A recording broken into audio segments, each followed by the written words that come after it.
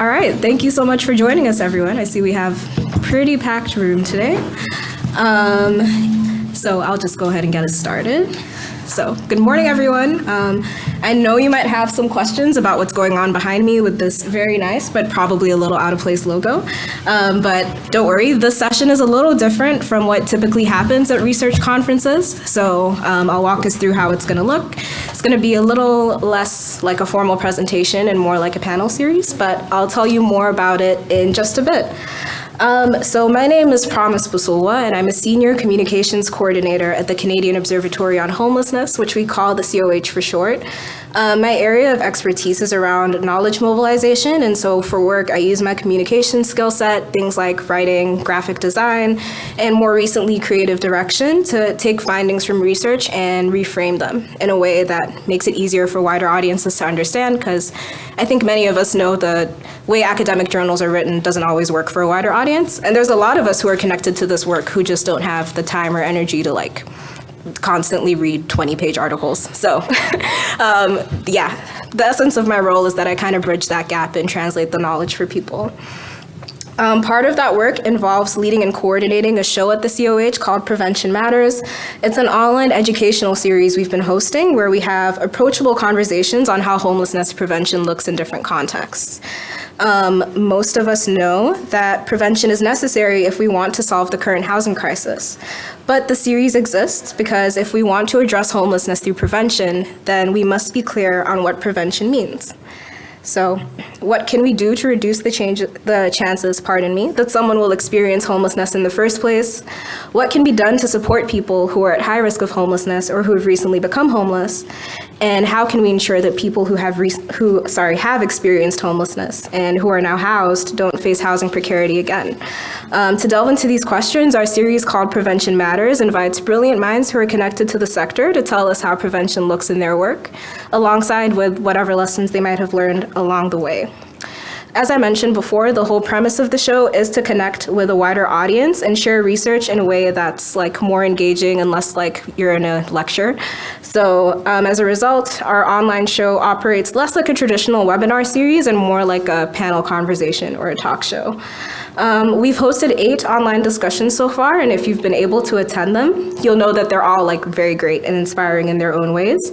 But before today, we actually haven't been able to do any of these discussions in person. So I'm super excited that you guys are all acting as our first in-person panel today. And it's super cool to see that the room is so packed out for this. That's really exciting. But as I mentioned before, it means the session is going to look a little different from what you might typically expect in a research setting. Today's guests are going to start off by briefly presenting on their work, but the bulk of this time is going to be used for more of an interview-style conversation that's, like I mentioned, a little easier to understand, a little easier to follow, hopefully resonates a little better.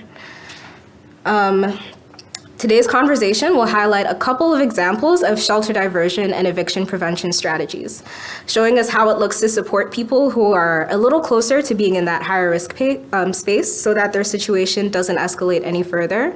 As you'll learn from today's wonderful panelists, there are a range of ways this intervention could look.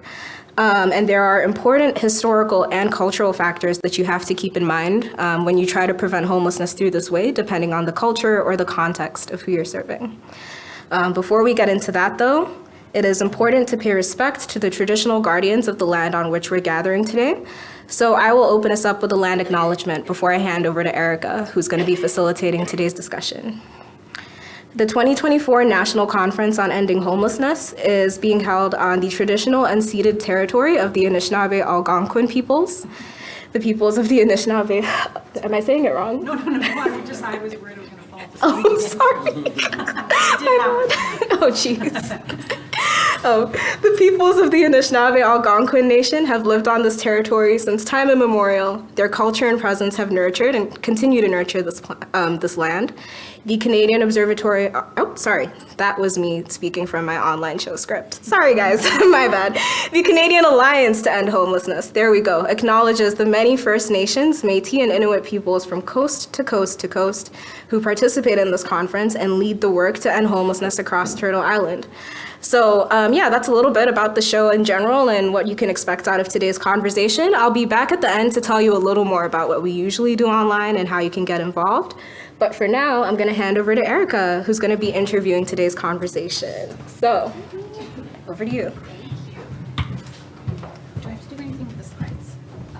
Maybe put up Kathy's slide when it's her turn. But Okay, and that's it. Okay. Mine slide six. Hi everyone, good morning. How's it going? First day of the conference feels pretty good. Thanks for joining us.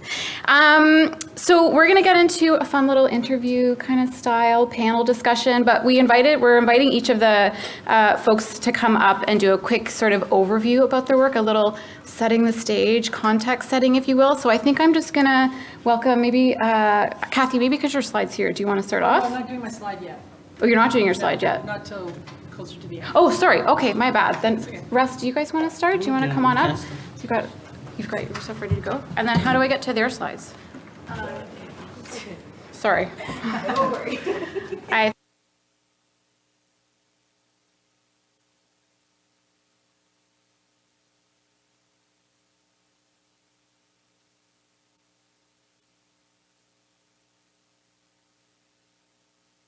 Thank you. Thank you for the opportunity. I will just make a quick and smart presentation. I think I have just 8 minutes, so tell me if I'm exceeding, please stop me.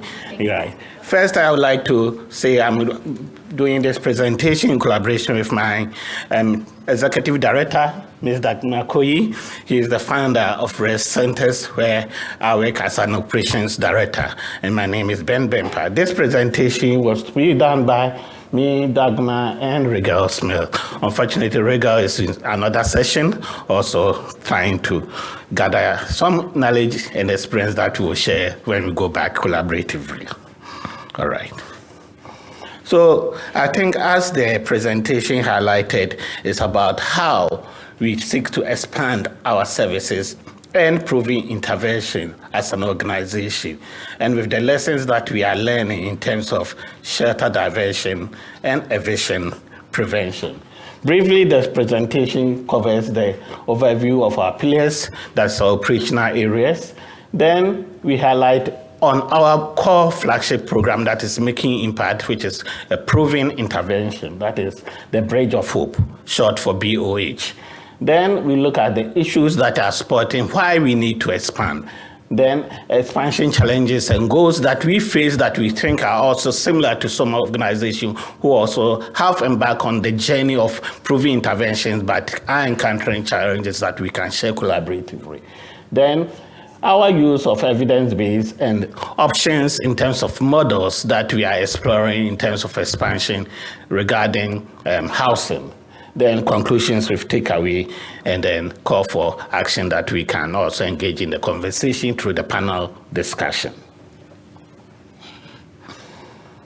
All right, so overview REST we were established in 2015 by Ms. Dagmar Koyi, as I mentioned, and our mainstay is to address homelessness at Peel region. Basically, we are a B3 organization, Black Focus, Black 7, and we are also focusing on youth that's between the ages of 16 to 24 years.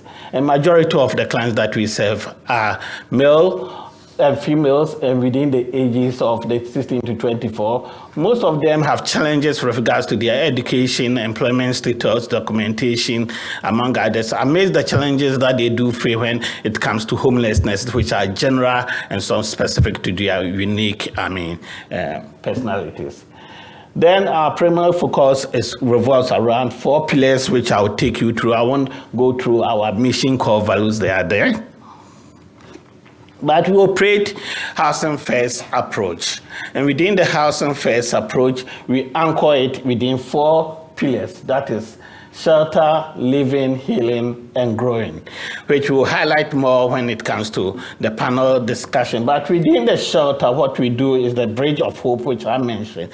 And the Bridge of Hope, we seek to connect homeless and at-risk youth with landlords who provide them with dignified shelter. Then we also offer them with rent subsidies and other related wraparound services. And within the Bridge of Hope program is also what we call the FAM, that is Family Intervention, Reunification, and Management. We believe that providing shelter within a family level is very, very important if we are supposed to avoid eviction. And it's not just about shelter, but the room that covers you and the people that you live with matters most when it comes to shelter, diversion, and eviction prevention.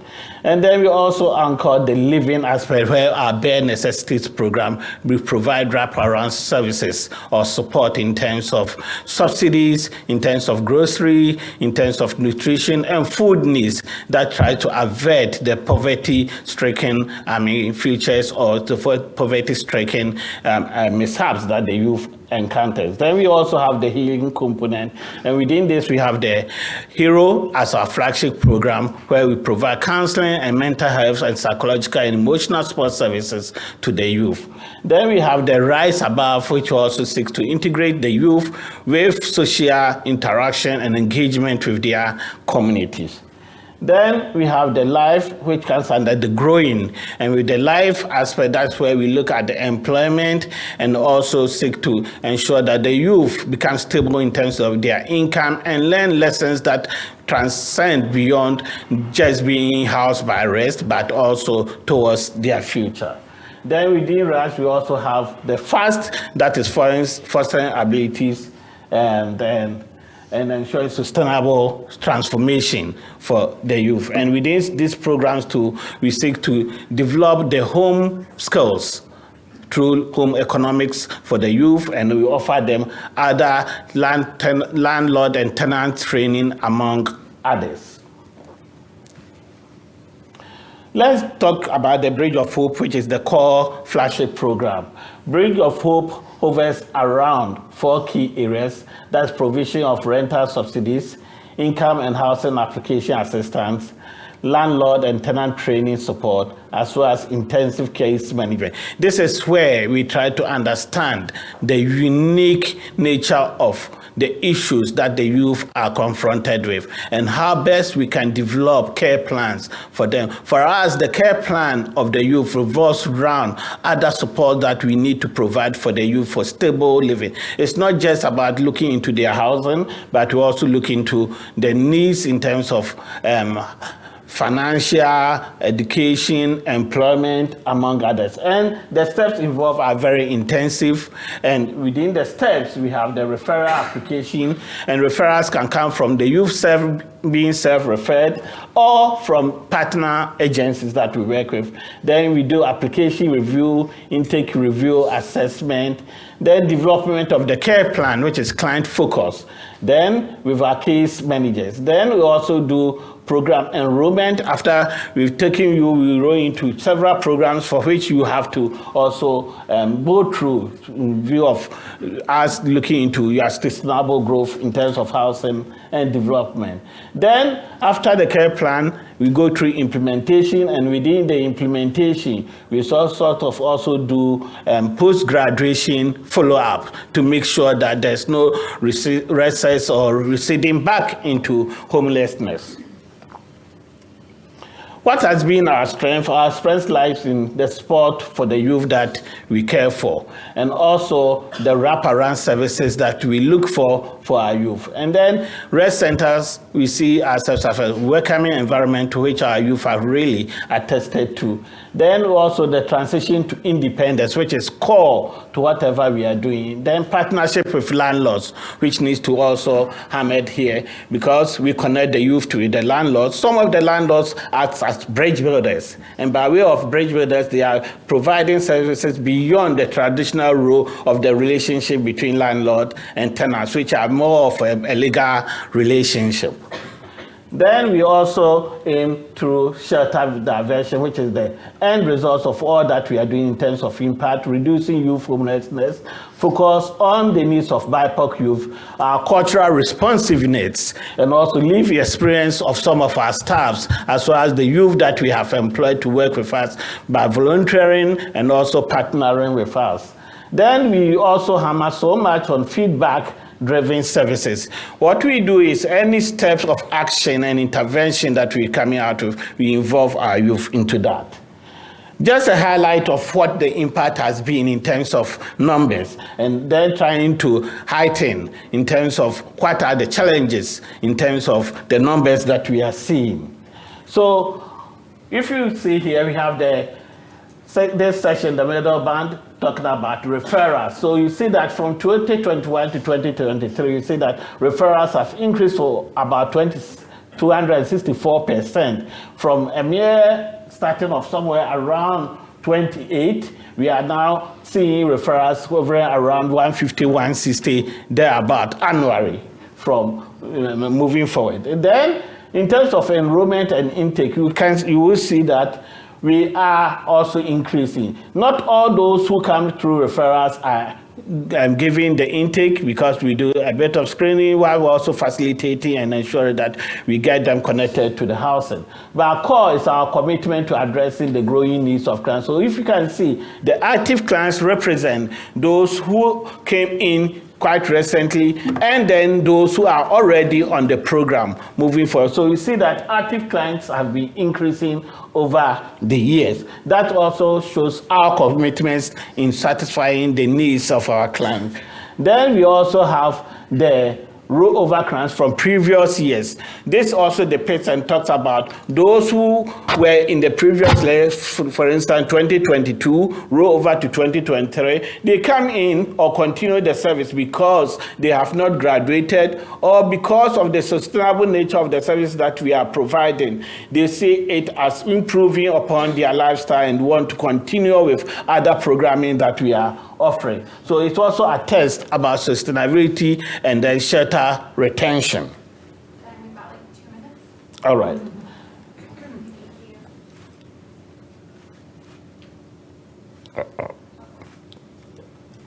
It's not moving. Oh, It's frozen. Yeah. just jinxed it for you. I'm sorry.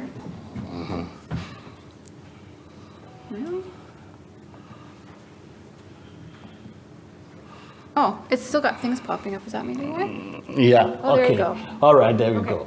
Thank you. So you see that clearly the demand for our service is exceeding the supply. That's because we need enough resources to be able to back up and meet the demands of our clients. And then because we are active clients still increasing, it shows that we are being effective in the services that we are providing. And then the graduation talks about the fact that some of the youth are able to move from their current state to stable living in future, living independently. All right.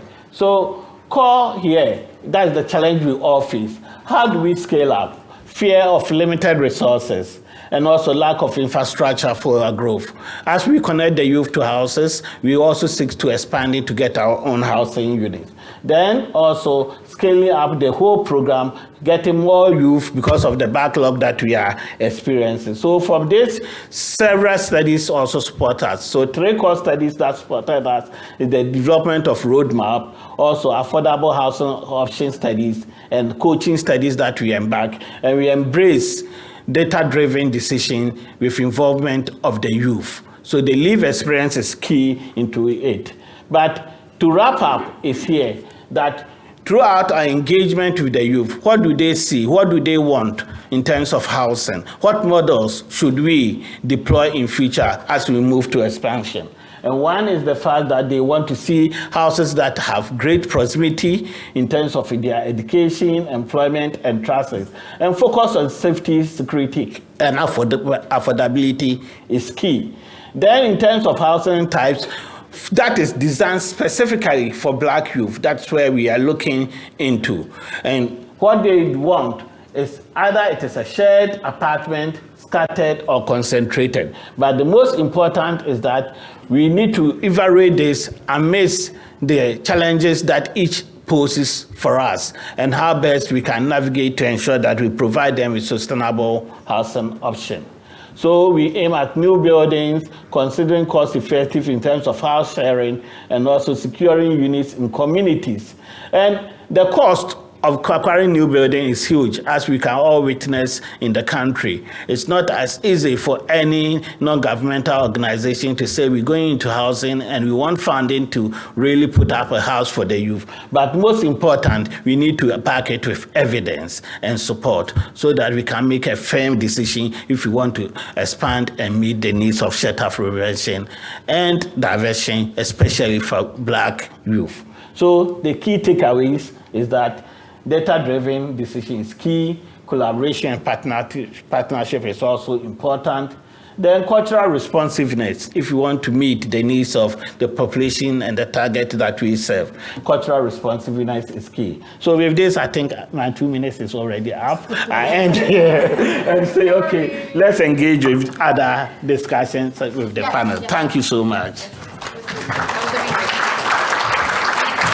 Sorry that I have the role of being the jerk in this room and cutting off amazing talks, but we'll have a good chat still to come. But I do want to bring up our next presenter, Kale from the City of Ottawa.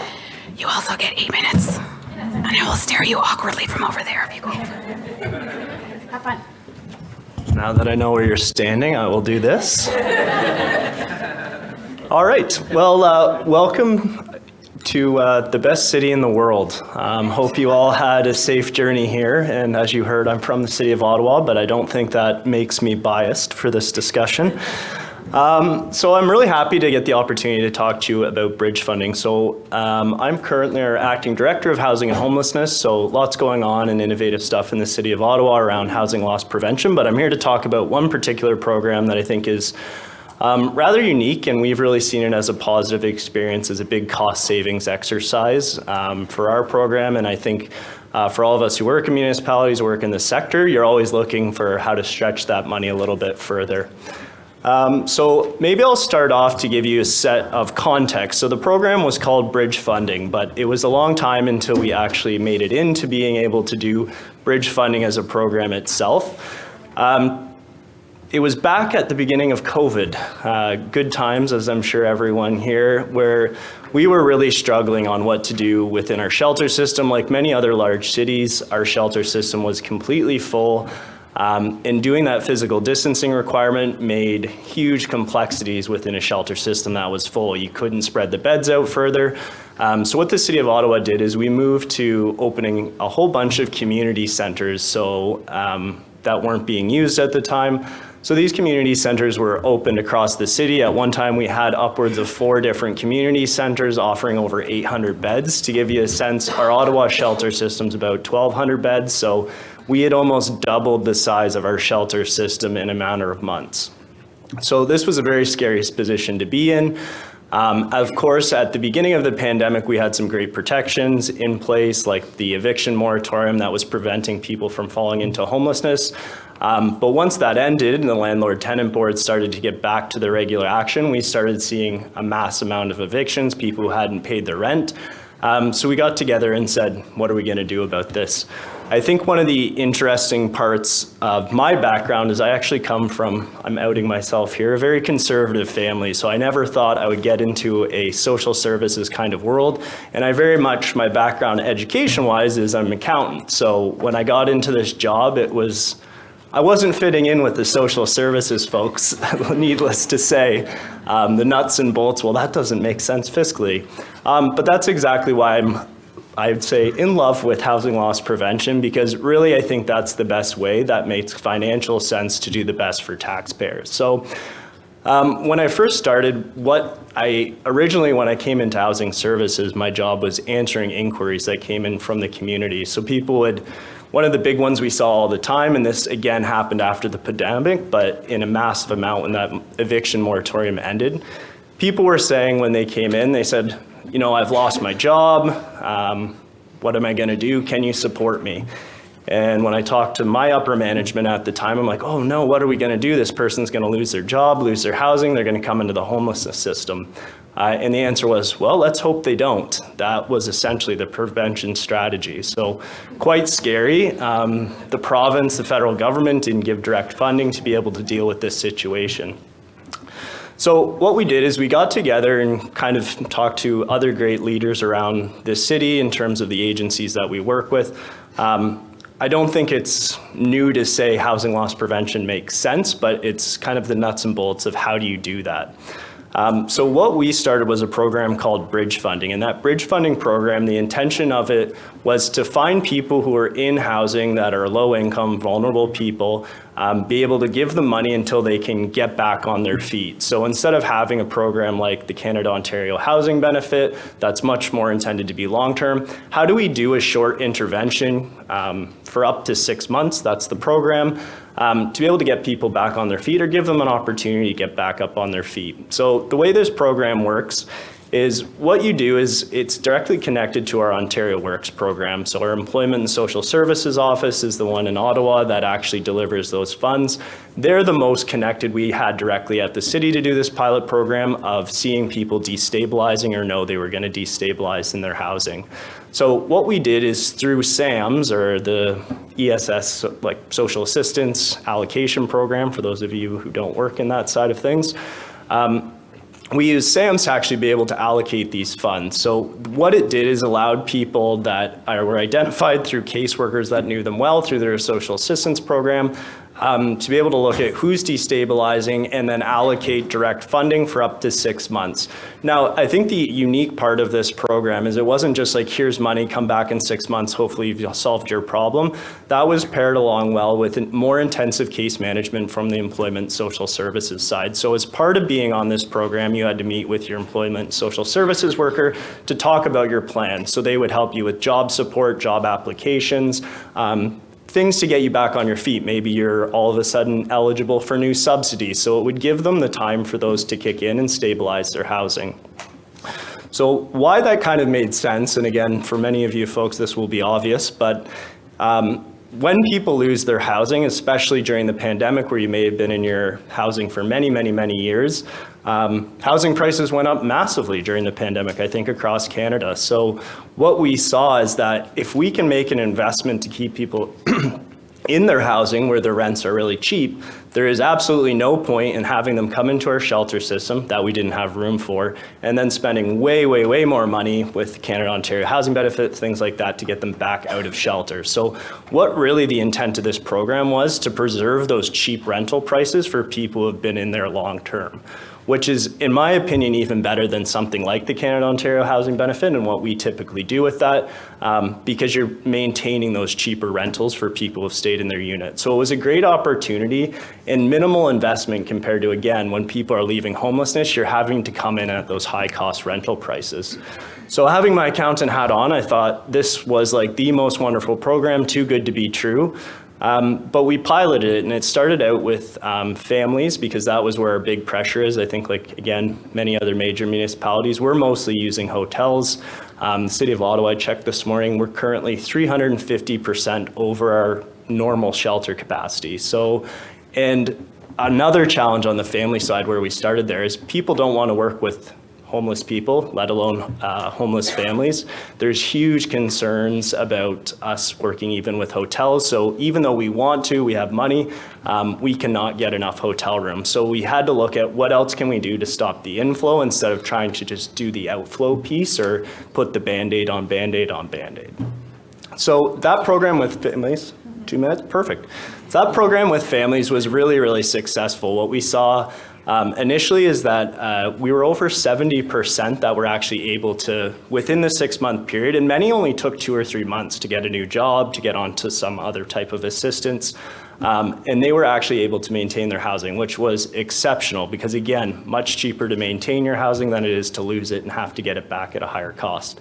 So because that worked out so well, we actually expanded the program into singles that are on Ontario Works, and that's going really well as well. I'd say one of our biggest challenges doing this was just the promotion of this program. It is not a traditional Ontario Works program, ODSP program, so it was really We have about 600, I think, workers in our employment and social service program, and massive turnover during the pandemic. So I'd say our biggest barrier to making this was successful is to give the caseworkers the tool and let them know they have this available. We've been running it for about coming up on 2 years now, and we've had a ton of success with being able to transfer people.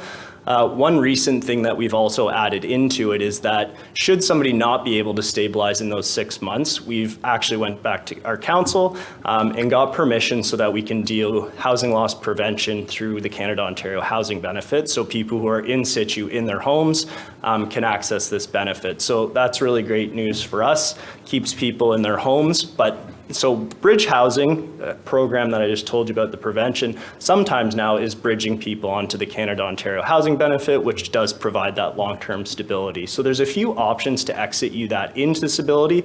But again, we're really looking to do that rapid crisis resolution over a 6-month period. And again, I think the average was about 4 months that people were on it during the initial program pilot. So all that to say, I think we'll have lots of time for discussion on this, but it was a really successful program, and I think innovative way to save money overall as compared to the massively expensive shelter system.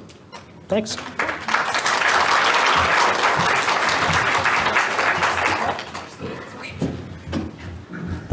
Okay, our last context setter is my friend from the, oh, what? Are you speaking to me? No. Okay, you're together. Okay, sorry. Sorry. They're 2-for-1 deal. Kathy Fournier, come on up. And do you need your image up? No. We'll do that later. Okay, good. You can do that later. Yeah, got it. Okay. 4 minutes. I have 4 minutes. So, hi, I'm Kathy. I am the senior researcher on Indigenous homelessness at the Canadian Observatory on Homelessness. I have mixed settler and Indigenous ancestry, Mi'kmaq, French, Scottish, and Algonquin.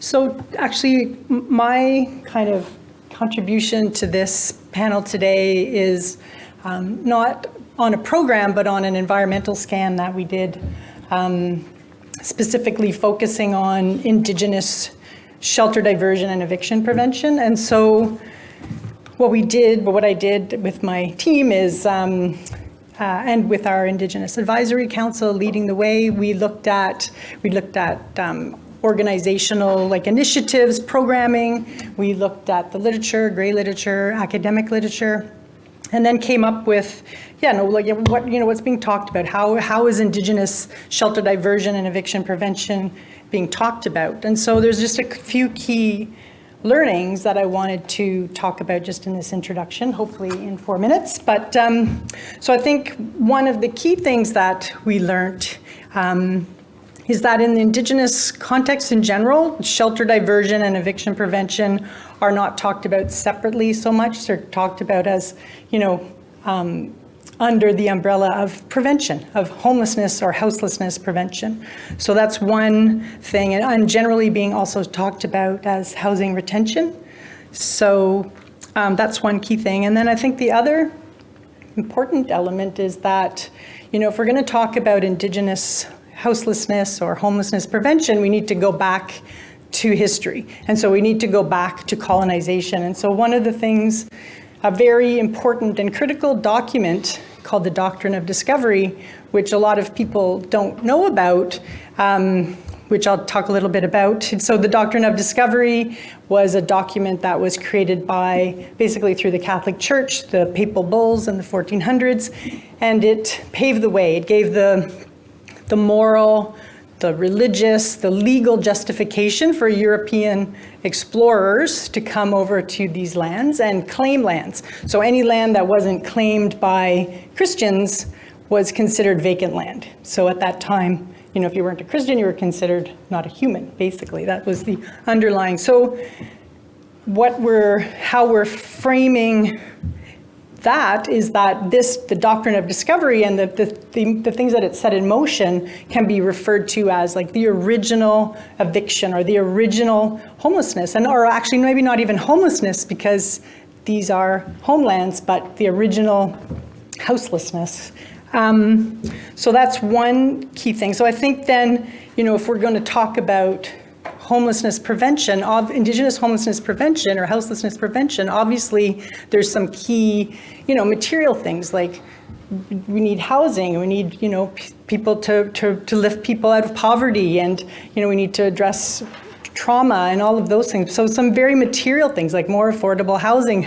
But we also then need to think about these historical documents that still, so the doctrine of discovery, it was denounced by the Pope a few years ago, but despite being denounced by the Pope, it's still actually embedded in Canadian law.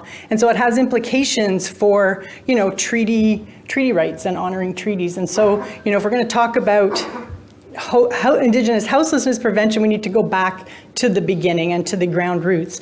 And, obviously there's multiple levels as I talked about, but so I think maybe I'll stop there, and because there's going to be some other questions, right?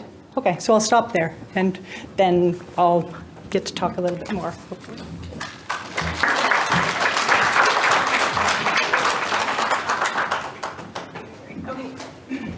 Thank you, panelists.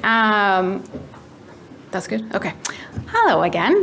So we're gonna move into our conversation, our interview style talk show chat, if you will. So I'm gonna be up here for a little bit. So we have 3 questions, maybe a 4th. We'll check on time, see how we're doing, and everyone can just take a turn responding to the question.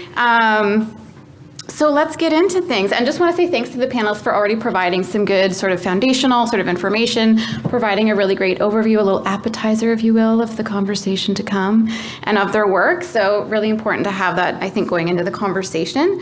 Is everything okay? Yeah. Okay, I thought you were coming to send a message. Okay, thank you. So let's get into this. So just a bit of a preamble, so pardon me for a minute here, but so for the past 2 years, the COH has been working very closely with 6 community partners. One is REST, on a project about shelter diversion eviction prevention, what we're all here to chat about today.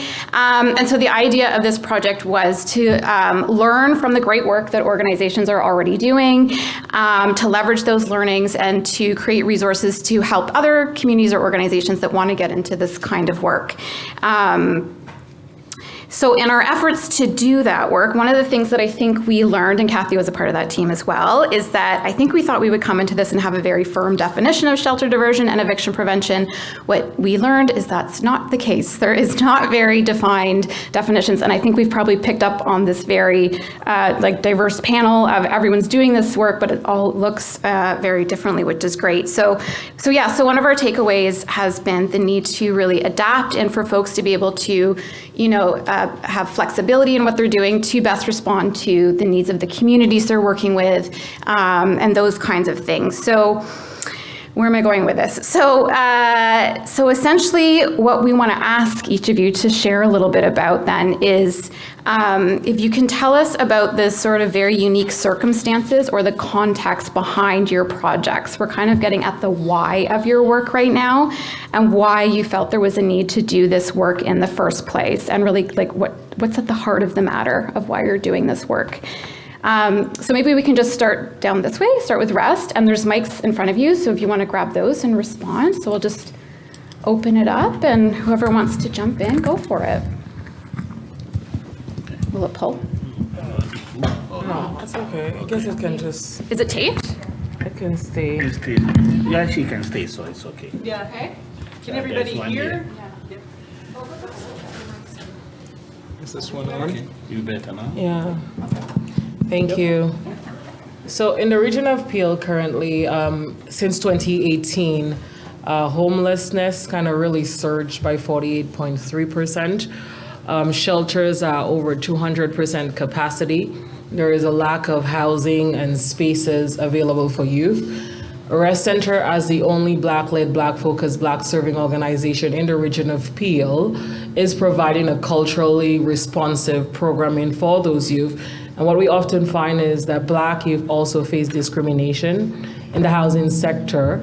Landlords are not very keen to renting out these spaces for youth, so discrimination is a big aspect. Other than that, when we think about the demographic that we serve, these are youth who are either exiting the foster care system And so they are ill-equipped and unprepared to find adequate shelter in the community. They lack the skills, they lack the resources. Housing prices have increased by 26.5% in the region of Peel. We are talking about youth with under $1,000 in terms of revenue in a month, and to rent a room now in the region of Peel costs over $1,000 a month. So these are some of the unique challenges and the barriers of the young people coming into our doors on a daily basis. That's tough. That's tough. Thanks, Dago. We can just continue on down the line. So I think just to add a little bit from our side in Ottawa of why we started this program, kind of the human side of it is really that coming into a shelter system is quite traumatic, and we know from endless amounts of research that that's not helpful in terms of long-term outcomes for folks. As you heard, we started with the family side of things. In terms of child development, any shelter stay is so difficult, and anyone who has kids, thank goodness I have never had to deal with this, but raising a family of 4 in a hotel room with 2 beds is just inhumane. So I think really where it came down to like, why are we doing this? It was the right thing to do, very much. Also, we know this is going to be a very hard thing to measure in research, but over the long term, if you're not making people go through that traumatic experience, I believe, the children who went through that system, that their housing loss was prevented, have much better outcomes down the road as adults, and we know that they're less likely to come back into the system. So I think it was really that humane part. And again, my accountant side has to say it was cheaper. So that's always the best argument of why to do something like that. The last component too, as I mentioned, we had just an immense shelter space challenge. So we couldn't get hotel rooms. I couldn't commandeer more community centers. So the best option was to work upstream, the most humane option. So it kind of just fell in that was the most obvious solution, and best outcomes for everyone involved, including the city taxpayers. So it's not often you get a win-win-win. Great. Kathy. Well, yeah, so I guess our project was a little different because it was, can you guys hear me now? Better? Okay, excellent. Oh, okay. So I'll just bend down. So as I talked about in my introduction, this project was a little bit different. So it's based on an environmental scan. And so why this environmental scan was done, I mean, from my understanding, because I came into it as things were already a little bit in progress, was, we wanted to learn about, within the Indigenous context, like what's different? How is shelter diversion, eviction prevention being talked about? How's it being framed and conceptualized? And so as I mentioned, we learned that it's talked about in a broader context of homelessness or houselessness prevention, and that we need to go back to history. And so again, going back to history, we need to connect some of the dots, because I think we often hear, well, like Indigenous peoples, that, there's colonization, and then it caused trauma and genocide and cultural genocide. And so I think, tracing back, so the doctrine of discovery, as I mentioned earlier, really paved the way, for example, for the Indian Act. And the Indian Act paved the way for residential schools and for the 60s scoop and for the reserve system, which, can be described as a government prescribed shelter system with preconditions, right? So you have to have band membership, et cetera. And so I think, understanding the history is important, but also connecting it to this kind of collective level trauma, which has an impact on like a collective pain and anguish and trauma, but then that also impacts people on an individual level, right? And that those things are, so they're not just these like colonization and trauma in residential schools, and their impacts and legacies are not just abstract things. They have very real impacts that continue today at the collective level, at the individual level. And so I think that, we need to learn more about that, and then how can we take that information and again think through it to create programming and approaches to programming that will be the most beneficial, that will address things at these multiple levels. So I think that, it's very important to address Indigenous homelessness or houselessness at this macro level. So, not just denouncing the doctrine of discovery, but removing it from Canadian law and movements towards an advocacy for self-determination and self-governance are key, I think, things that we learned. And then, at that kind of the middle level at the individual level, and then, at the program level. And so one of the things that we came up with through this work is, and I'll show it, I could show it now, I guess, but we developed this holistic framework. And it's really, this framework is meant to be for non-Indigenous organizations who are working with Indigenous people. So it's a way, it provides, just an overview of some of the various levels that I've talked about, I think a little more clearly than perhaps I've stated them here. Oh, you just passed it, yeah. So here, this diagram came through our work through the environmental scan. And then we had, the communications teams. Luckily, you get to work with a communications team that makes graphics and things. And so they created this diagram. So thinking about things, because when I'm talking about trauma too, so the diagram on the end, we're talking about different levels of that. So that's spiritual pain and trauma, physical, emotional, mental, and then also at the community. And as I mentioned too, at the, more kind of nation level. So there's just various things, and a lot of it is some of it's about raising awareness, because again, connecting the dots and making it grounded in people's very real life experiences, I think is important.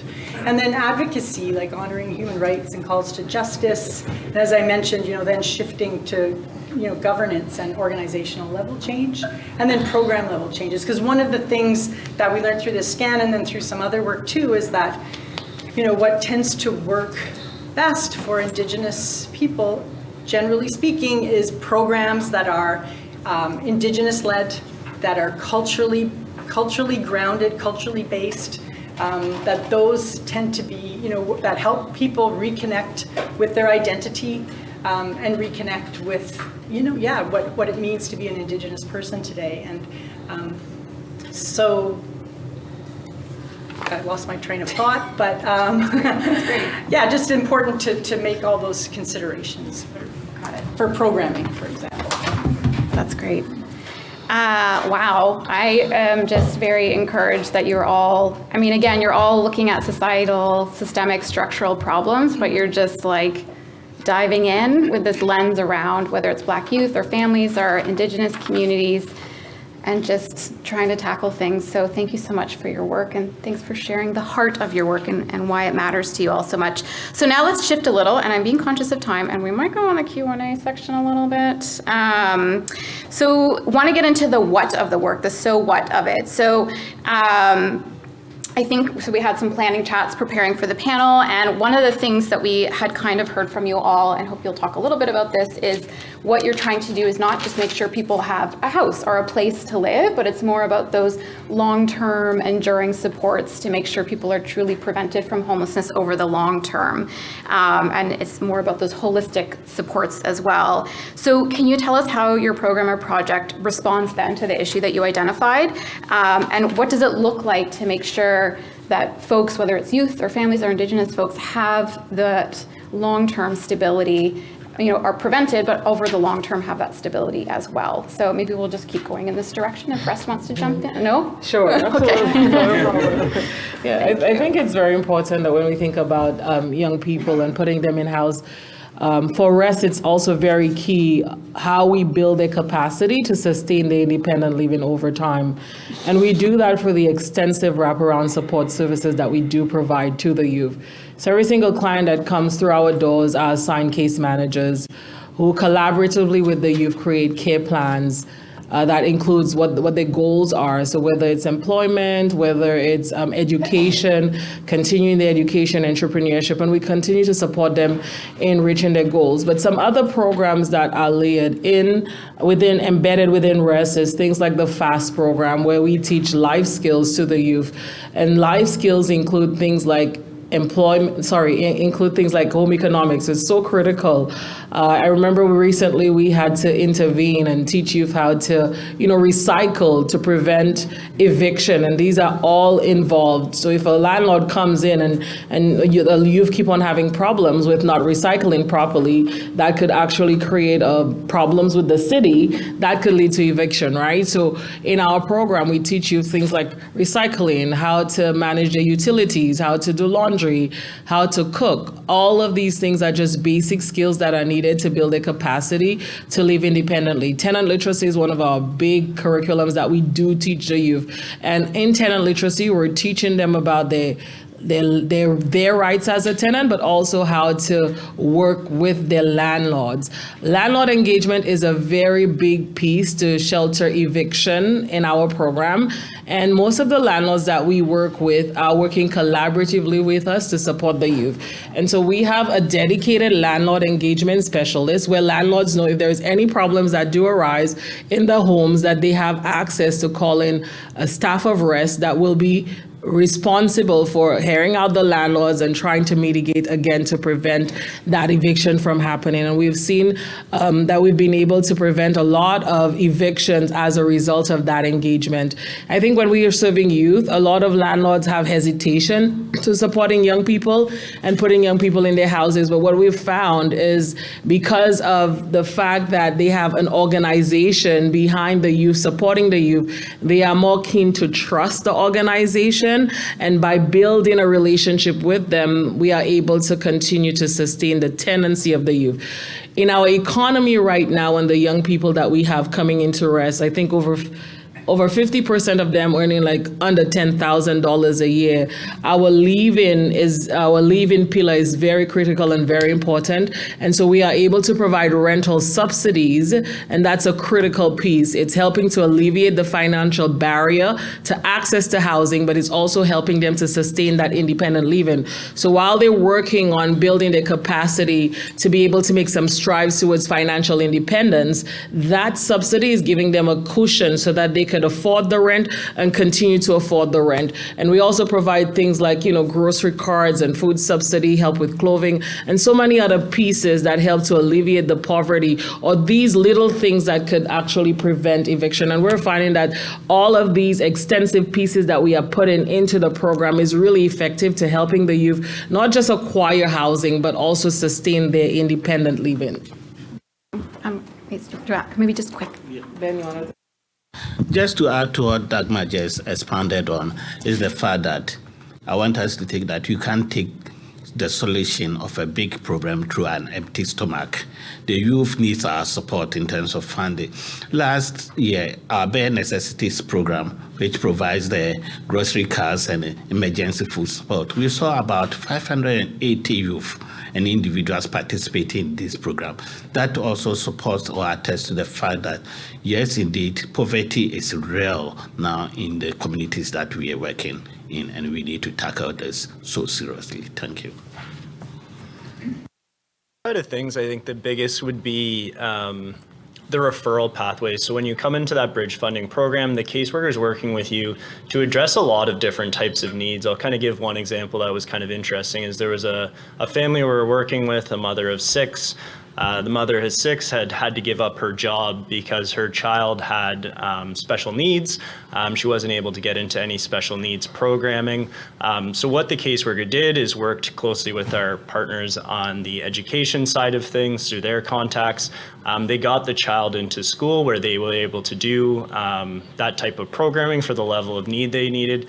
And then the mother was able to go back to work, and that all happened really quickly. So it was about having somebody who can be an advocate in the community, making those connections. The other one we see a lot of the time is health-related issues where somebody might have back problems, that kind of thing. So another referral pathway that we see quite often is providing people with education, job training to be able to switch sectors, that kind of thing. And again, I'll mention too, an important part of our bridge funding program is it does provide flexibility. So what we want to see is that there is a reasonable pathway to make it into or stay in your housing. So I mentioned that 6-month timeline. That's a flexible 6-month timeline at the discretion of housing. So those workers, if they're like, this person's completing an 8-month program, can we do this? Well, absolutely, because it's a sustainable outcome. And I think that's a key tenet of our program, is have that flexibility to give people the time to make a plan and then make sure that you're following up on that plan. So I think that's really the key component, is those referral pathways once you get into it. Maybe, can you just repeat the question? Just. I think Kathy might have touched on some of Yeah, I think this. so too. So feel free maybe just to add anything new. Here's my cheat sheets. So how does your project respond to the issues that you identified? And based on the work in your project, what does it look like to ensure that people have like that long-term stable Right, okay, housing? so yeah, I guess I may not answer that specific question, but just go back to, the context of history. And so I think that, I've talked about structural violence in the form of, the Doctrine of Discovery and Indian Act, those kinds of things. Then I talked about,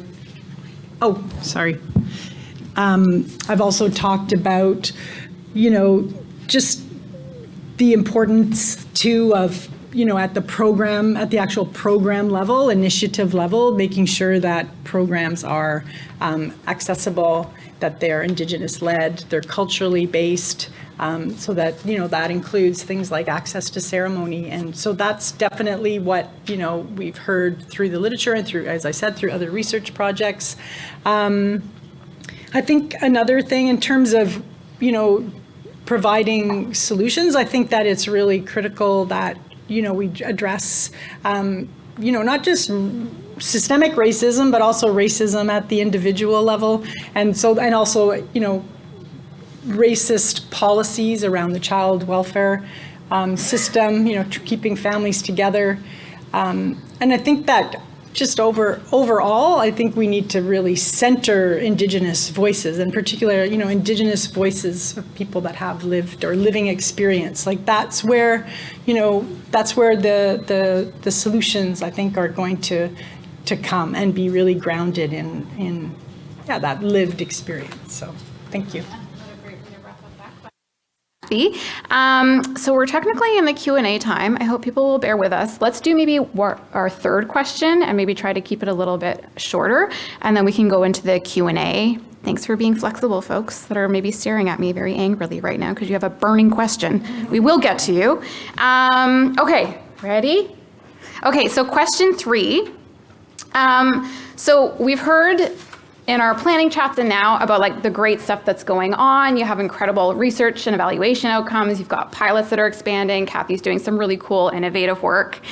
But let's talk a little bit about the flip side and the things that get in the way of the great work that you're doing. So can you maybe just tell us a little bit about what gets in the way of the good work that you're doing and how you're kind of overcoming these obstacles or maybe leveraging learnings so far in the work? I'm sure it's very developmental, but Russ, do you want to take it away?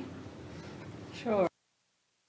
Obstacles, I think one of the biggest obstacles is a lack of funding, really, to continue to do the work. Like, we continue to see the numbers coming in through our doors increasing, and we have a waiting list as well. Youth needing services. We need more case managers because, putting a number of youth with one case manager, we're trying to avoid like burnout in the sector. Also, housing is still unaffordable, and so we've had to adapt our program. Other than putting young people with host families and renting rooms and renting basements, we had landlords who came up to us and said, how about you rent my entire unit, rent my entire house? And so we have some home sharing models that we are actually, I think, managing about 5 properties right now. And with that, we needed to also adapt. We need an increase of staff presence or housing visits to ensure that youth are able to continue to sustain an entire space when you're bringing 5 youth together. And so we're creating more unique roles around property management, which is also something that's key. And we also needed to leverage some legal counsel also to see, okay, within this model, what does that look like? Are we a property manager? Are we, sharing or renting out spaces. And so we've had to really adapt because of the climate that is evolving, especially around how unaffordable housing is. And the stigma around homelessness also is creating a challenge. Sometimes it prevents young people from reaching out for the supports that they need. So if you ask me, one of the biggest challenges is really the lack of enough financial resources, I think from every level of government, to be able to have a bigger impact and really help to prevent homelessness. Yeah, well said. I hope vendors in this room. Kale, would you like to share? Yeah, I think just quickly from our side, I'll complain about lack of resources as well, but not so much on the city side. I think going back to those referral pathways, that's always the challenge. We see a huge increase in mental health, addiction concerns. Those professional services are not available on the breadth they need to be in the community. So a lot of the time we can have wonderful plans to keep you in your housing, but if you're not able to fix that hoarding behavior, if you're not able to get those medical care you need, it makes it very challenging to actually create correct bridge funding model where you're going to be able to stabilize. I think the strength of our program is the financial side, but that referral pathway and adequate services outside of the housing pathways are still our huge challenge. Yeah, and so I guess I will echo funding is a major issue, but it's not just funding, it's sustainable funding. It's also a lot of the administrative burden that comes with funding. So I've also spent some time working at a local in Toronto Indigenous women's organization, and I support them in writing funding proposals and writing reports. And it takes a lot of human resources to apply for funding continually, because a lot of it is 3 months or 6 month based, and then you have to write a report about it. So it takes work away from, in this instance, this one particular agency, like they're chronically also under human resourced, and so it takes away from other programming to help people. So I think kind of decolonizing funding, making sure funding is sustainable. And I think the other thing is that, funding, yes, but we also need, as I've alluded to, talked about here today, like a multi-layered, multi-level, multi-pronged approach. And so it's not just this linear thing, well, we do this and it's going to have this cause. It's it's more circular than that. So you need to come at Indigenous homelessness in this instance, more from that kind of, from a circle. Implementing change at all of these various levels that are represented here, I think. And this is not an exhaustive list, right? It's just a few key points. So thanks. Yeah, thanks, Kat. We should also caveat this will be available publicly at some point. Yes, when it's done. When it's done. We're almost there. Okay.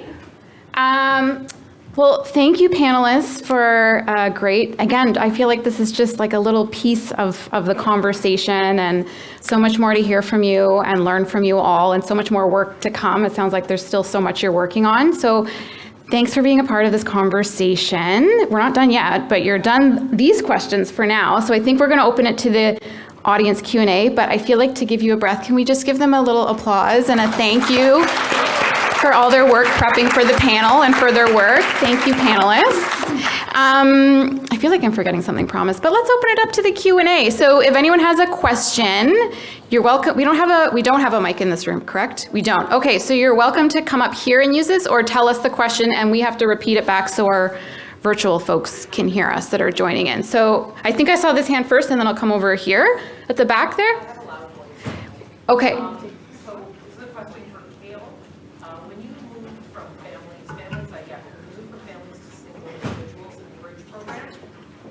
How did you discern who was eligible, or your criteria? How did you filter down that population because it's large?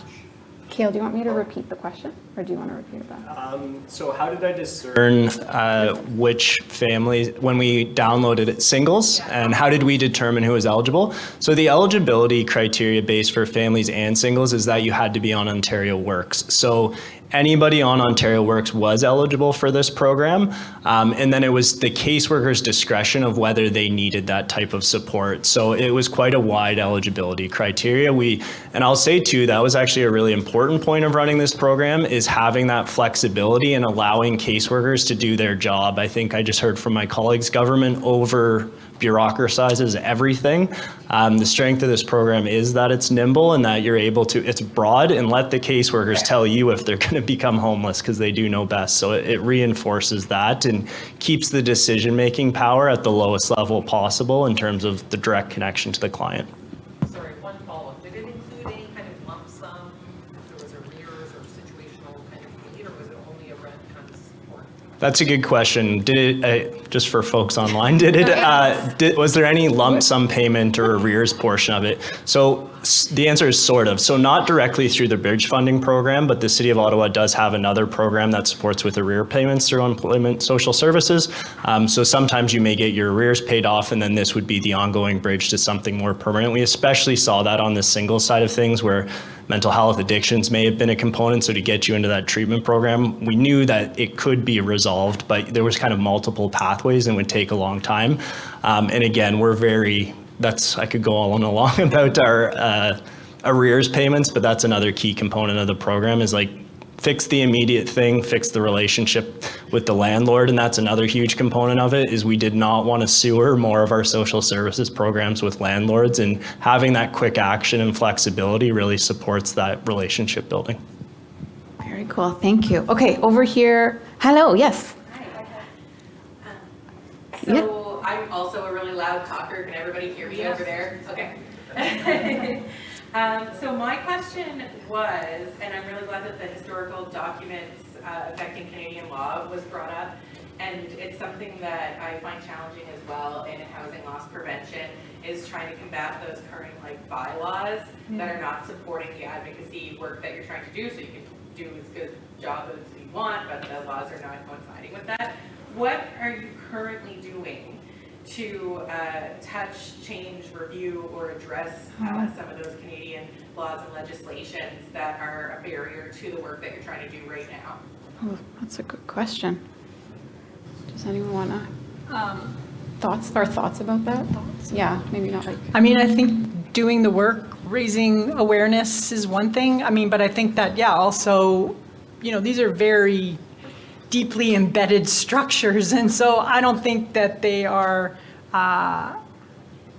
flexible to that much change very easily, or definitely not very quickly. So I think that then, ongoing advocacy, and that means advocacy for, policy change. And I mean, I think that in terms of the doctrine of discovery, that in particular, it's very complex, because it's tied to the very reason, or one of the very fundamental reasons why colonization happened was about access to resource-rich lands. And so I think in that way, Canada is still in that place, right? Like the land is still a valuable resource and resource extraction. And so I think that it's just really tied into corporate stuff, industry, and our economic system, like capitalism. So I don't know. I mean, I think there's no simple answer other than just these, I think, grassroots advocacy and policy changes. Sometimes it's just tweaking things a little bit, and then that can set things in motion, right? So, but I don't know. I think it's really. They're actively benefiting still. So yeah. Yeah, exactly. So how it's not in the interest for that to change, I think. So, not to be grim, but I still think that we gotta, try to make change, right? Hope. Yes, that's right. Keep persevering. Great question, though. Yeah. Yeah, thank you. Yes. Yeah. Originally told me I could talk to the first. Oh, sorry. It's okay. Sorry, I missed you. So I have two questions for that, because I wasn't exactly sure what the bridge, because originally you said bridge funding and then you said bridge housing. I was there was no slide. So what was that you were calling it? But is there information online or something? And then I'm actually wondering if there's a way to, not connect, but maybe share information, like Kitchener did really, in my opinion, use a lot more. We just keep coming up against things that people are going, more and more homelessness, and to me, this, well, a lot, you guys all have wonderful things to say, but like, really, I'd like to kind of share that information and try to maybe see if we can go that route as opposed to which way we're going, so, if you all heard me. Yeah, that was great. Yeah. I can jump in at least on the bridge housing part. So it's a good question. Is it available online, and can you share this information? So I didn't do a slide personally. I know you guys are going to see lots of slides the next few days, but there's tons of documentation. I'll hang around after this. If anyone wants my email, I'm more than happy to send you the whole program background, design, all the permission forms. Like, I think this should be in every municipality. So happy to share the details and have our team connect with anyone who wants to. So more than happy to offer that. It is not available online because it is still a pilot program. One of the huge concerns is that every program we have is oversubscribed and could be expanded far beyond just our OW criteria. So we've kept it limited because the people who know or can allocate the benefit already are aware of it. But certainly I'd love to see it expanded beyond OW, but at this time, you'd have to connect with me to get all those programming resources. But again, open book, happy to share all the development work. So what would your email be? Sorry, just, because in case, instead of rushing. You see my name in the program, it's kale.brown@ottawa.ca. Okay, thank you. And I think probably if anyone wants, I might be over speaking for the panelists, but if anyone wants to chat with the panelists after, they'd be happy to say hello and provide contact information. Because I think, yeah, we come to the conference because we want to take this stuff back to our communities, right? So I think that's a great point, is how do we keep the conversations going? So yeah. Other questions in the back there? Yeah. My question is about the bridge program as well. So a little bit following up to the first question, but I was wondering if you have any numbers on percentage of singles that were able to stabilize in the 6 months, and whether what types of transitions were able to be made to, like, what are the typical things to result in that stabilization? I think like some other municipalities have found, I think that with Ontario Works single clients, that it can be a challenge to transition to stability within 6 months. And I wonder if you could talk a little bit more about how you achieve that. Yeah, so it's a good question on singles and whether they stabilize, like what our percentage rates are after that 6 months. And what we do around OW rate. So I think just on the OW rate piece, yes, that's a huge challenge. And actually we added that component of bridging people into the COB program to address that concern. A lot of the time there are issues that are complex enough that we're not going to be able to address them. And that's actually on the single side when we really knew we needed to add in that COB component of it. Unfortunately, I would be happy to share, and we're going to try and come back, I think, in a couple of years, but I think we're at the 8-month stage of offering it to singles, so I don't have a lot of data. And like I mentioned, it took probably a good 4 months promotion-wise to get the information about the availability of the program out to that 500 staff and understanding of how to allocate that. So I didn't present any of the data on singles because I don't feel we have a long enough set of data to present. I will say very frankly, though, it's a lot more challenging with singles than it is for families. And again, the outcomes we try to do is loop in more programs. It's also, the other thing is too, I think there's a lot more community support on the family side of things. When I was talking about referral pathways that aren't your traditional healthcare services, there's other religious groups who come in and provide a lot of additional support, culturally relevant supports that we don't have on the single side. So I'd say that's a gap there. But as we do get more data, again, if you want to email me, I'm happy to send out the results as we get to that 1-year period. Thanks, Kale. I feel like it's kind of a thing, another learning we came from the project, that there really isn't a lot of data to show on the prevention side of things how things are going. And I think that's something that we definitely need more of. So, I mean, you guys had some great evaluation coming out of your own research stuff, but we need more to show off the good work that is happening. So it's work in progress, but great question. We still have time for questions. Oh, sorry. Yeah. Hi. How's it going? Good. What's your question? My preference for the REST program. So a lot of what we do is based on, like, when we do an assessment of someone who's coming to shelter, is about community connection. Have you guys seen, like, I want to know a little bit about your population, what it looks like for you, specific to you. Is there a lot of people who are coming in who have family supports and you're able to create that unification with family? Or is it you're serving a population that's mainly people system-specific fostering, or what kind of population are you seeing in terms of your programs? Yeah, so a number of the clients we are serving are coming out of the foster care system. Some of them are coming out of the shelter system.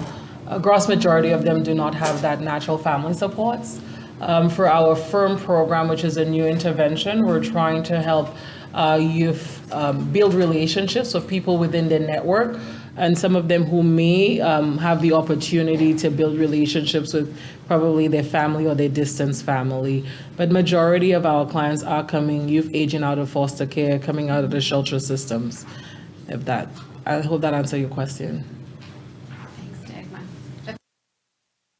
They're sort of underscoring part of a lot of the, sorry, I feel like it just cut out and then cut back in. I was just saying, I feel like the family connections and the family work is also a big part of a lot of the work that we heard about, and that we're seeing that is pretty foundational to any sort of prevention, whether it's diversion or eviction prevention. So us right now with the intervention, with the firm, it's our way of trying to work and have a bigger impact upstream. And so we're in the process of really building stronger relationship with the school system for youth who may be at risk of leaving the home because of situations in the home. And it's a program really focused on more like African Caribbean families, because we see a lot of youth who are new immigrants to Canada coming into a blended family and how the family disintegrates. And so we're trying to see how we could work on probably doing some mediation, family counseling, to see if we could strengthen the bonds of the family and keep the youth placed instead of finding housing for them after, which could be so much more expensive. and that's with the school system too. Yes. Wow. Yes. You'll have to come back next year and tell us about it. Yes. Great. Any other questions? Yeah. Wait, I just want to make sure, does anyone who hasn't asked a question have a question? Okay. Oh, no. Oh, hi. How's it going? My question is more for the bridge program. I'm just curious to know, what was the targeted amount of individuals and households that need, because there's always a number, right, that need to see at every time to be able to house through that program. That's a good question. So the original bridge housing program we did under, it would be a very long funding story, but it was a legacy program that was ending that we were transferring over into another funding pocket. So we had about 180,000 total benefits to allocate during the initial phase of the pilot. And the initial phase of the pilot was a year and 6 months. But what we found, actually, we got a very, very slight increase in our homelessness prevention allocation the subsequent year, midway through the pilot, and we were seeing really good success. So actually our council allocated an additional $310,000 to the program. So it did increase that amount. And then in terms of the benefit, I think a lot of people have asked questions, and I forgot to touch on that, is how does the benefit amount calculation work? Essentially, we would make up the difference between, again, if you're on Ontario Works, we make up the social assistance difference amount. And pretty much everybody in our bridge funding program either is not currently working or working so part-time that it's essentially the OW max is the amount we're paying the difference on their rent. And I think the average benefit, just to give you a sense, between the families and singles is about $350 a month. Good. Okay. Thank you. Did I see a hand over here? Or I'm just seeing things. Oh, in the back. Sorry, maybe repeat that again? Did you catch it? Yeah, what do we do in terms of arrears? So that's a separate program. We do have another arrears program, but typically, again, if your assessor, your caseworker is having the ability to get, I'll say, back on track with your rent, get some of those supports sorted out within the bridge funding program, we would pay your arrears outside of our normal arrear funding program. So we do deal with that, but through a separate program. Cool. Yes. Oh, sorry, behind you. Yeah, no, sorry, you. Go ahead. Glasses.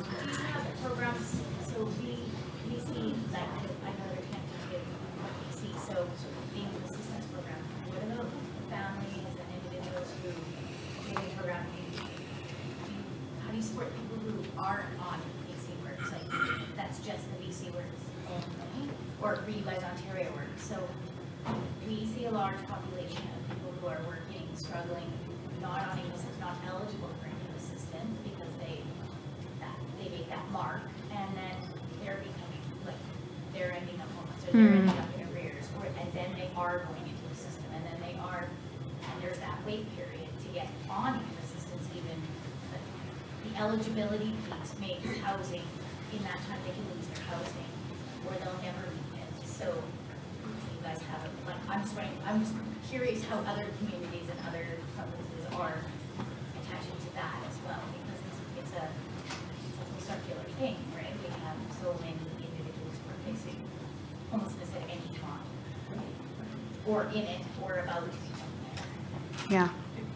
So in terms of how we bridge people who are not on some type of social assistance, it's a good question. So we do not do that broadly, is the very simple answer, because again, we're kind of allocating those scarce resources to where is the need most or most acute. However, one of the interesting things we've started to see is that typically people, when they come into employment and social services, you get emergency assistance. So originally, as I mentioned, our program was really sitting with the caseworkers who are not emergency assistance workers in terms of how the system works. What we are doing is having chats with those emergency assistance workers of what would a program look like for those working poor who need to be able to access this type of a benefit. One of the things, we haven't implemented it yet, but we're looking at doing is how do we bridge onto that Canada, Ontario, like one of those housing benefits program for somebody who is working. Again, the challenge is there's so much need in the community. It's hard to say like who deserves it more than the other. I go back to kind of my financial hat on. It does actually make sense in terms of the amount we're allocating to have working poor be able to get some of these benefits, and especially to keep them working. We don't want people to just come on to social assistance so that they're able to get a benefit. That makes no sense as well. All that to say is we're not doing it well currently, but it's something we need to look at, because I think that's where there's a lot of bang for your buck that we're not touching right now. Did you want to make a follow-up comment? I think that's across the board. We're all finding that we're and there's sometimes short term, like the way we call it reaching home, the way this, we allocate that to report, but that will end. It's like a one-time support. So we're right back there again, and we're seeing clients facing the same, or again, and it's not just families, it's individuals. Rent is so high. Mm-hmm. How do you afford to eat and pay your rent? So rental supplements, and then the supplements again, they're short term as well, because funding, right? We need an endless pot of funding to help all our people. Yeah, we hear you. I'm being the time jerk again, I apologize. We have 2 minutes left. Can we do 1 minute per, I saw there was a question over here and then a question here. Can we do this in one, you each get 1 minute? And that's for here too? The answer. And we can stay, folks can stay back. I'm volunteering your time. They will chat with you after or get contact information, and then I have to throw it back to the boss of the panel, Promise, to close us out. I apologize, people. I'm trying to do my best up here.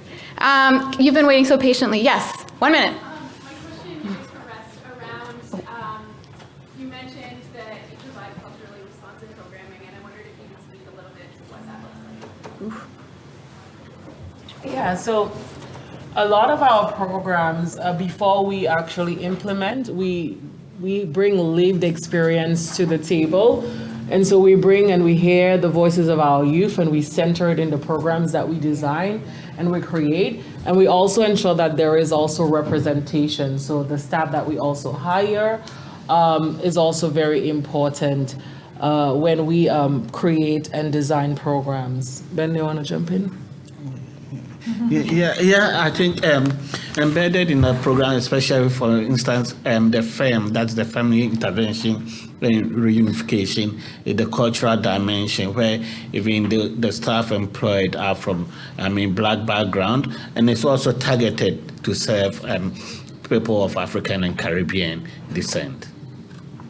And we also design our landlord and tenancy training manuals accommodating cultural perspective, which is unique to other landlord and tenants training.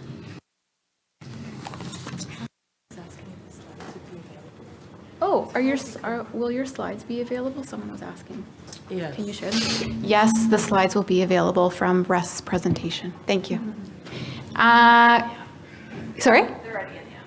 They're already in the app. Okay. Sorry, I didn't know that. Thank you. Corinna, go ahead.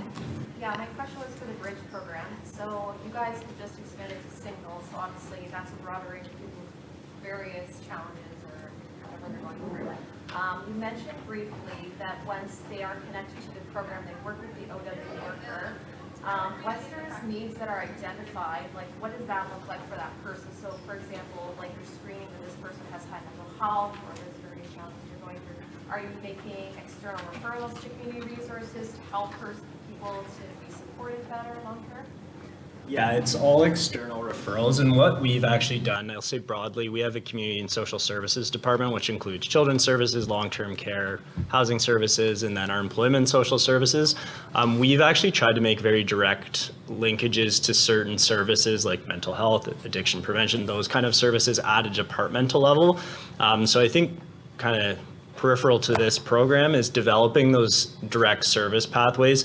One of the things we've seen really successful is actually having memorandums of understanding with all of these. Like if we identify someone, you need to take them as kind of priority. So we've kind of established priority pathways into that referral system to make it easy. So it's not like, I know many of us like call 311 and hopefully they can sign you up. It's the caseworkers making the direct connection into those services instead of the client. We're gonna close it up. I feel like this mic is going in and out. Sorry. Promise, come on. Oh, sorry. One more applause round of applause for our amazing panelists. Thank you all for being on the hot seat and doing such a fabulous job. Okay, Promise, relieve me of these duties, please. All right, everybody, I just have a couple things to say to close this out before we head off for the afternoon. I promise I'll make it quick and fun, so just bear with me a little bit. First off, thanks so much to our panelists for everything that you've shared today. I think it's provided us with some really great examples of how prevention makes sense just in terms of like a humane perspective and preventing long-term trauma, but also, you know, for the people who respond more to like numbers and a cost analysis and stuff like that, we've seen a justification for why thinking upstream makes sense in that regard as well. It's also highlighted how I think a lot of the times people come to these conversations looking for like the solution and the thing that's going to fix stuff, but there's not going to be like a fix-all for something that's so complicated and has a bunch of overlapping causes. So it's important for us to all, you know, start by doing that initial homework, making sure we thoroughly understand what's even going on in the first place before we jump to like, so what can we do about it? Because often developing that understanding reveals those answers anyway. So thanks so much for sharing all of that. As I mentioned at the beginning of this conversation, what you just watched is an extension of an online series we've been hosting at the COH since the start of the year. So if you enjoyed this panel in this format, I have some very good news for you. As you can see on my next slides here, we have hosted 8 episodes online so far, 7 of which are currently available to watch on demand and for free. With the 8th one being available sometime towards the end of next week. You can learn more about the show by visiting our website, which is preventhomelessness.ca/prevention matters. Also, if you just look up Prevention Matters on Google, we should pop up, but it's Prevention Matters with an exclamation point. Very important. So if you put that exclamation point in, then we should pop up and you can check out our other episodes. If you were intrigued by REST in particular, you'll notice that episode 2 does cover more Black youth homelessness prevention, and Dogma was a guest on that. So you can check it out to see more of her. If you're intrigued by what Kathy had to say at all, then you'll probably really enjoy episode 6. And if you were curious about Kale's work, we don't have an episode on that just yet. But come talk to me about what you want to hear and I'll get that set up for one of our future conversations. If you enjoyed this format, I also wanted to share that this isn't the only session that we'll be doing this in at the conference. We're going to be having another one of these panel discussions on Thursday, and it's going to be focused on what we're calling proven interventions for youth. So that's all about, you know, programs that have a strong research base at this point and a strong, you know, evidence base for like this thing is effectively preventing youth homelessness. So join us for that one. It'll be a good time. It'll be an inspirational time. That's going to be at Thursday morning, 10 a.m. in room 104. The last thing I wanted to plug before sending you on your merry way is that at the beginning of next year, the Canadian Observatory on Homelessness, in collaboration with a couple of other organizations, will be having a conference that's focused specifically on youth homelessness prevention. It's going to be taking place in Toronto, so same province, Toronto, Ontario. Can you tell my coffee is worn off? So if you want to learn more about that, please take a look at the screen. If you just Google Youth Homelessness Prevention Conference Toronto or something like that, it should come up on Google. We'd love to see you there if you can make it.